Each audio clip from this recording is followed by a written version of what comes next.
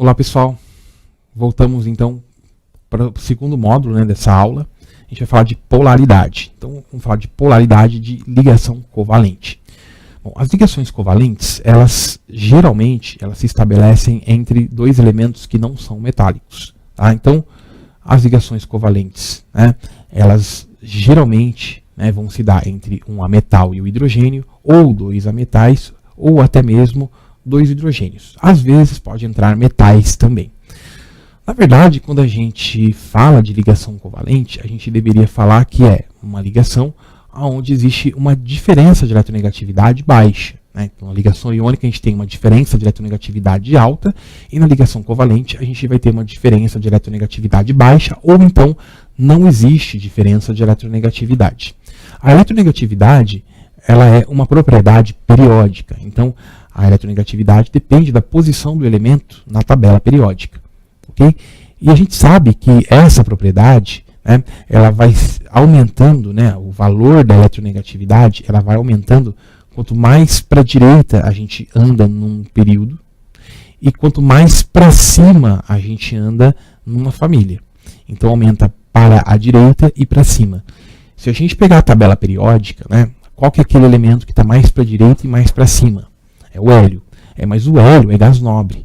E a eletronegatividade, ela é a força de atração que o núcleo de um átomo exerce sobre elétrons de uma ligação. Como gases nobres não fazem ligação, então não tem sentido em falar de eletronegatividade para gases nobres. Por isso vocês estão vendo aí, né, que nessa tabelinha, os gases nobres eles não entram, eles não têm valores de eletronegatividades associados a ele. Né? Então vocês estão vendo que os elementos de maior eletronegatividade, eles estão mais para cima e mais para a direita. Então o flúor, o oxigênio, o nitrogênio e o cloro são os mais eletronegativos. Tudo bem? E a gente sabe que os que estão mais na esquerda, os metais, são os de menor eletronegatividade. Então eles são aqueles elementos que não atraem tão bem os pares de elétrons. Ok? Bom, então quando a gente faz ligação covalente entre dois elementos químicos, eu posso ter diferença de eletronegatividade ou não. Então, por exemplo, né, aqui a gente tem um resumo, né, os principais átomos aí em ordem decrescente de eletronegatividade. Bem, geralmente são esses os elementos que a gente encontra nas ligações covalentes. Por isso, né, que em vários materiais, várias apostilas, várias videoaulas mesmo, a gente tem essa famosa sequência ou série de eletronegatividade, né, que começa no flúor e vai até lá o hidrogênio. Tá? Então a eletronegatividade é a força com que o átomo atrai o par de elétrons que está na ligação.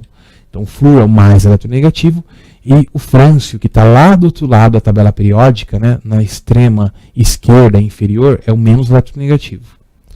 Então se a gente pega aí, por exemplo, a ligação entre o hidrogênio e o cloro, nos extremos dessa ligação eu tenho um hidrogênio, que é de baixa eletronegatividade em relação ao cloro. Então o cloro é mais eletronegativo e o hidrogênio é menos eletronegativo. Então isso vai gerar um compartilhamento de elétrons, que é um compartilhamento desigual. Então a gente sabe que o elétron ele oscila entre os dois núcleos. Ele está numa região que fica entre os dois núcleos. Então vai ter sempre uma região onde a densidade de carga negativa é maior. Aonde então o elétron, a gente pode dizer que ele passa mais tempo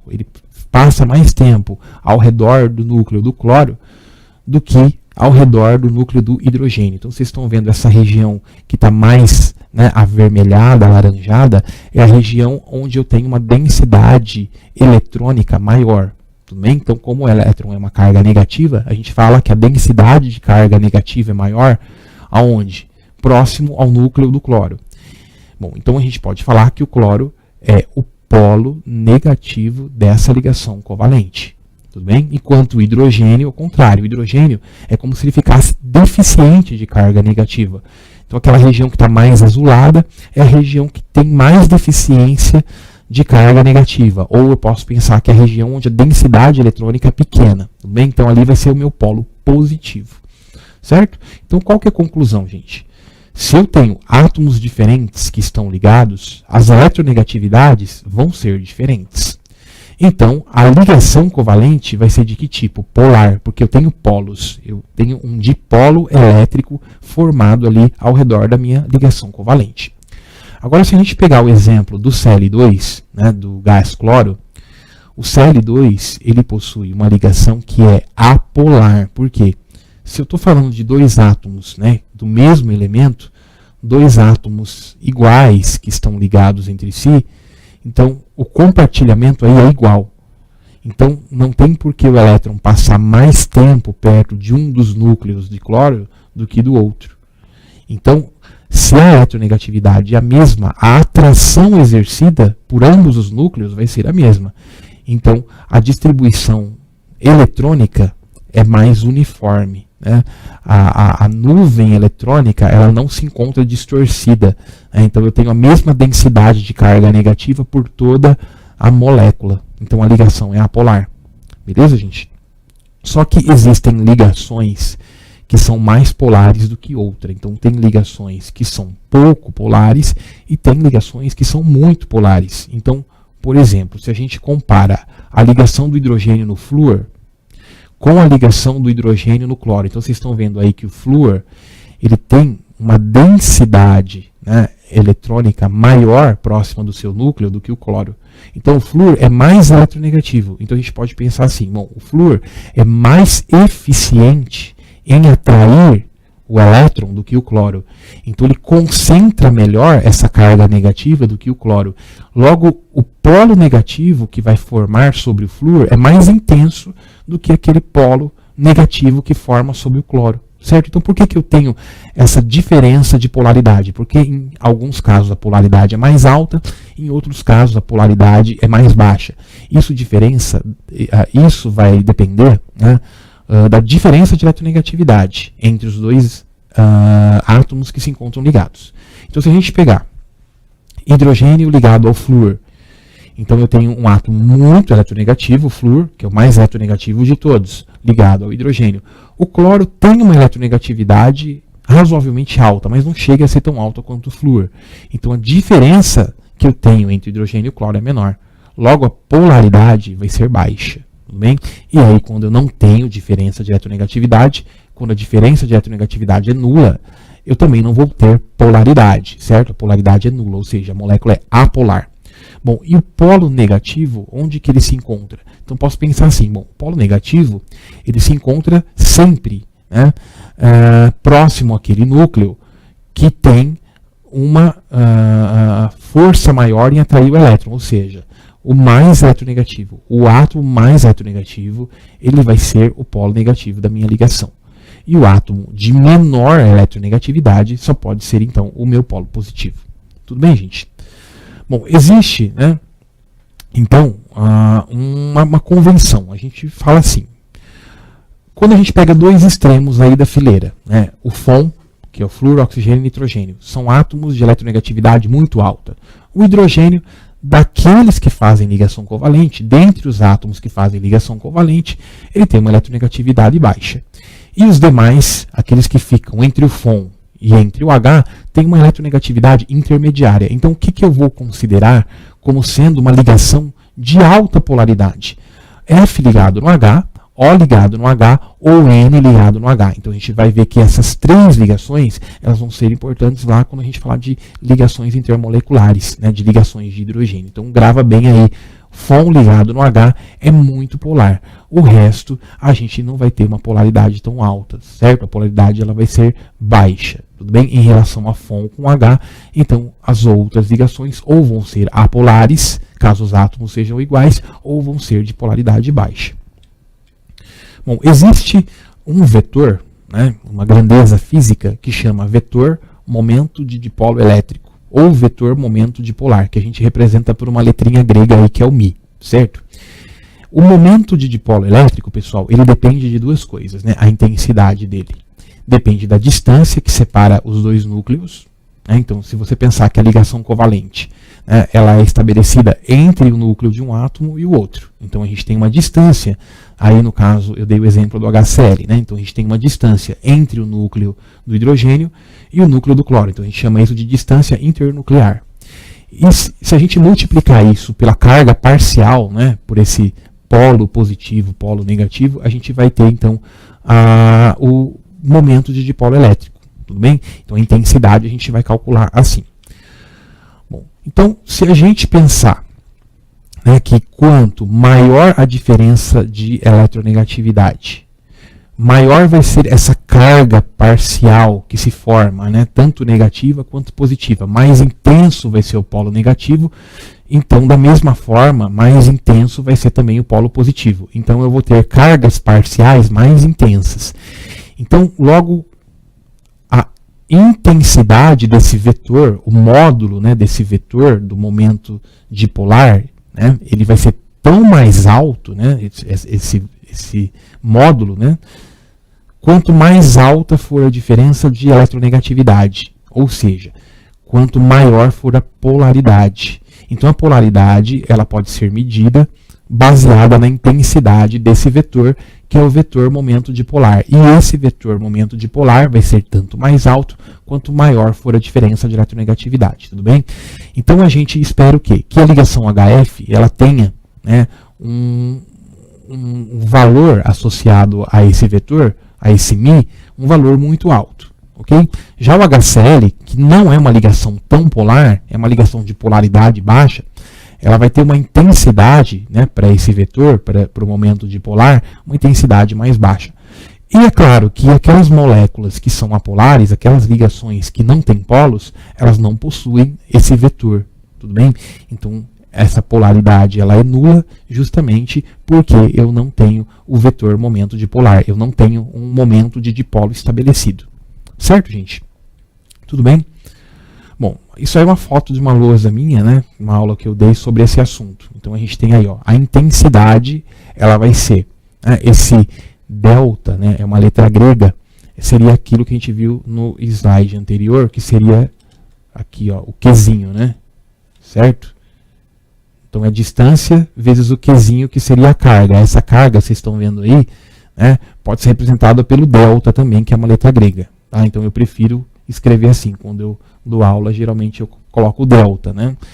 Então vai ser o delta, que é a carga parcial, tudo bem? Vezes o D, que é a distância internuclear. Tá? Então, o módulo desse vetor, tudo bem? O módulo do momento de dipolo elétrico é proporcional à variação de eletronegatividade. Tá vendo aquele X ali, ó, delta X? Quer dizer, diferença de eletronegatividade. Então, o módulo, né, do vetor momento de dipolo elétrico é diretamente proporcional à diferença de eletronegatividade. Só que todo vetor, além de uma intensidade, além de um módulo, né, ele vai ter uma direção, ele também vai ter um sentido. Tá? Então, qual que vai ser a direção? É sempre paralelo ao eixo internuclear. Então, como vocês estão vendo aí, eu coloquei a setinha, né, paralela aí à própria ligação, ao eixo internuclear, que é onde se estabelece a ligação covalente. Tá? Pela IUPAC, gente, né, a convenção é a seguinte, é do polo negativo para o polo positivo. Esse vai ser o sentido. Só que na maioria dos livros, na maioria dos materiais, ele faz o contrário, ele coloca do positivo para o negativo. Tudo bem? Isso não vai ter influência na resolução de um exercício, por exemplo, tá? Porque ele vai pedir qual que é o vetor resultante. Então, se você tem duas ligações, por exemplo, você, né, vai ter a resultante vai ser a mesma, se você considerar o sentido do negativo para o positivo ou do positivo para o negativo. Mas eu prefiro colocar aqui aquilo que é convencionado pela IUPAC, certo? Que é do negativo para o positivo. Então aí eu dei alguns exemplos, ó. Então na aula que eu dei lá eu coloquei o HF, o HCl e o HBr. Eu acho exemplos bem legais esses exemplos, porque são ligações com halogênio, né? Hidrogênio com halogênio fazendo uma ligação covalente. Então, ó, se você pega o flúor, que é um halogênio, ligado ao hidrogênio, ele vai ter uma diferença de eletronegatividade aí de 1,78. Tá? Então, a intensidade, o módulo do momento dipolar é 1,91 dpi, que é uma unidade que a gente usa para essa grandeza física aí. Tudo bem? Se você pega a ligação entre o hidrogênio e o cloro, a diferença de eletronegatividade ela cai para 0,96. Logo, o vetor ele vai ter uma intensidade menor. Então, vocês virem aí, o vetor é 1,03 dBi. Então, já caiu um pouco, né, o valor, né, do módulo, da intensidade desse vetor. Hidrogênio com bromo. O bromo é menos eletronegativo ainda do que o cloro. então a diferença de eletronegatividade que tem do bromo para o hidrogênio vai ser mais baixa ainda. E vocês podem ver que o vetor, olha lá, ele acompanha, ele é proporcional, né? 0,79 dBi. Só para vocês então saberem que a diferença de eletronegatividade, né, sendo maior, ela vai gerar um vetor momento de dipolo elétrico com uma intensidade maior também. Ah, mas eu vou ter que calcular? Não, ninguém vai calcular, não tem questão nenhuma que pede para calcular isso daí. Eu tenho que saber comparar, igual eu fiz aqui. Se a diferença de eletronegatividade é mais alta, esse vetor vai ter uma intensidade mais alta também. Tudo bem? E esse vetor é o parâmetro que a gente usa para medir polaridade de uma ligação. Então, quanto maior for a intensidade, né, desse vetor, né, momento dipolar, mais polar vai ser a ligação covalente ali, certo? Bom, aqui tem uma tabela, pessoal, tá, com o momento dipolar de algumas ligações. Então vocês estão vendo aí, por exemplo, ligação carbono com nitrogênio, vocês estão vendo? Tá? Então a ligação, vou tentar, né, circular aqui, ó, a ligação carbono-nitrogênio aqui, ó, ela é tripla. Então ela envolve mais elétrons. A ligação tripla são 3 pares, né? São 6 elétrons envolvidos. Então isso vai aumentar a carga envolvida. Eletro é carga, né? Então você vê que o momento dipolar é alto, 3,6. Se você tem uma ligação, né, C com N simples, olha só, eu já vou ter um vetor momento dipolar bem mais baixo. Então vocês estão vendo aí como a carga, né, ela vai influenciar. Agora a gente pega aqui, ó, H com F, 1.7, alto. H com O, lembra que eu tinha falado? 1.5 e H com N, 1.3. Agora você pega hidrogênio com carbono, que são ligações muito comuns em compostos orgânicos, 0.3 apenas. Né? Então, para vocês verem a diferença que tem, né, das ligações covalentes quanto à polaridade. Então a gente mede justamente a polaridade de uma ligação, né, pelo valor do seu momento dipolar, da intensidade, do módulo, né, do momento dipolar. Você pegar a ligação dupla aqui, ó, C dupla O, ela também tem um valor alto, 2.4 dBi, certo? Então essas ligações são bastante polares aí. Tudo bem? Bom, então esse módulo que eu tinha para falar para vocês é isso. Aí no próximo módulo a gente vai falar ligação covalente, o caráter iônico da ligação covalente e vice-versa, o caráter covalente da ligação iônica. Então até lá.